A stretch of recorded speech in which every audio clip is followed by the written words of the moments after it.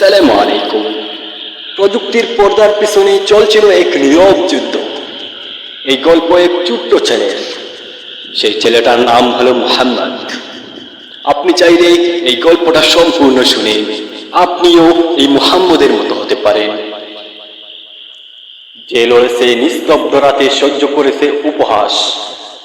সবাই যখন ঘুমের গভীরে অন্ধকার এক দুনিয়াতে, তখন সেই লড়েছে নিস্তব্ধ রাতে, সহ্য করেছে অনেক উপহাস।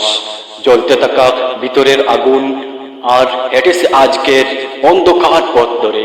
তার স্বপ্নের দিকে সবার ঘুম যখন গভীরে, মুহাম্মদ তখন জেগে, বইকুট আর সব কষ্ট একসাথে নিয়ে।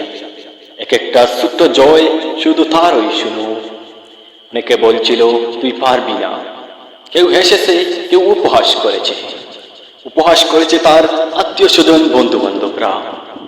আপনাদেরও এরকম উপহাস করা হবে সেটাই জানি, কিন্তু সে কি করেছে জানতে চান?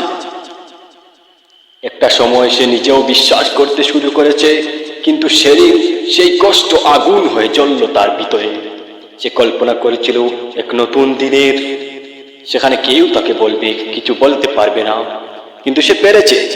সে একদিন তার সফলতার দিকে এগিয়ে গিয়ে সে একজন ইঞ্জিনিয়ার হয়েছে, এবং তার ইঞ্জিনিয়ার হওয়ার পর সবাই তার কাছে আসছে।